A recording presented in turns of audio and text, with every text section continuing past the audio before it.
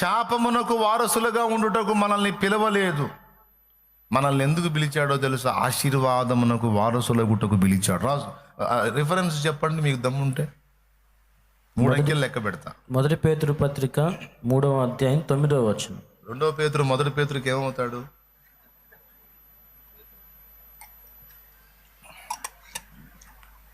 సరేలే. పేతురు రాసిన 1 పత్రిక 3వ అధ్యాయం 9వ వచనం. అద్దుగో అండర్లైన్ చేయనాయనా. ఆశీర్వాదమునకు వారసులవుటకు మీరు పిలువబడితే. ఆ మాట రౌండ్ కొట్టు. అయ్యా ఇప్పుడు చెప్పు, దరిద్రానికి వారసులుగా పిలిచాడా, ఆశీర్వాదానికి వారసులుగా పిలిచాడా? అసలు ఆయన హృదయంలో మనల్ని ఏమనుకున్నాడు తమ్ముడా? ఆశీర్వాదమునకు వారసులు కావాలని పిలిచాడు. మరి అట్లయితే శ్రమలు పొందుతున్నాం. శ్రమానుభవంలో వారసత్వం పొందినోడే ఆశీర్వాద అనుభవంలో వారసత్వం పొందుతాడని మరొక చోట రాశాడు. ఆ చోట ఏదో చెప్తారా? 3 అంకెలు. ఆయనతో కూడా శ్రమ పడిన ఎడద మనం ఆయనతో కూడా ఏలుదము అంటాడు. తీసుకో, బైబిల్ ఉందా?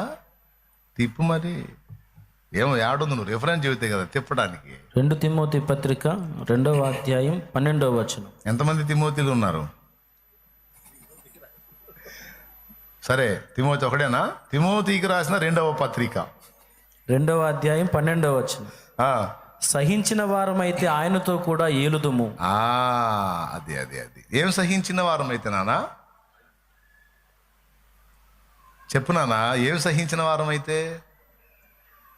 ఇప్పుడు నీకు అర్థం కావాలి ఎందుకు నిన్ను సహనంలోనికి నెడుతున్నాడు, ఓర్చుకోమంటున్నాడు, భరించమంటున్నాడు. అంటే నిన్ను పిలిచింది అందులో కూర్చోబెట్టడానికి కాదు నానా. దరిద్రతలో, నిందలో, అవమానంలో, ఆకలిలో, వస్త్రహీనతలో, వేదనలో, దుఃఖములో, అప్పులో, రోగములో, శాపములో అక్కడ కూర్చోబెట్టడానికి కాదు. పిచ్చిదానా, నిన్ను పిలిచిందే.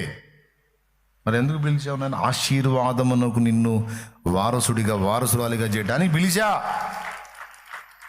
అయితే అందులోనికి నీవు ప్రవేశించాలంటే ముందు ఇందులో నీవు వారసత్వాన్ని పొందాలి.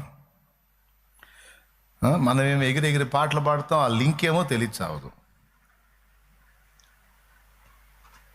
నీ శ్రమలలో పాలొందుటయే నా దర్శనమాయనే. నీ శ్రమలలో పాలొందుటయే నా దర్శనమాయనే. నా తనువందున శ్రమలు సహించి నీ వారసుడానైతిని. నీ శ్రమలలో పాలొందుటయే దర్శనమాయని. నా తనువందున శ్రమలు సహించి నీ వారసుడానైతిని. నా ధన్యత, నా భాగ్యము ఏమని వివరింతును, ఏమని వివరింతును. నా ధన్యత, నా భాగ్యము ఏమని వివరింతును, ఏమని వివరింతును. అల్లవే నేనెందుకని నీ సొత్తుగా మారితిని యేసయ్యా. నీ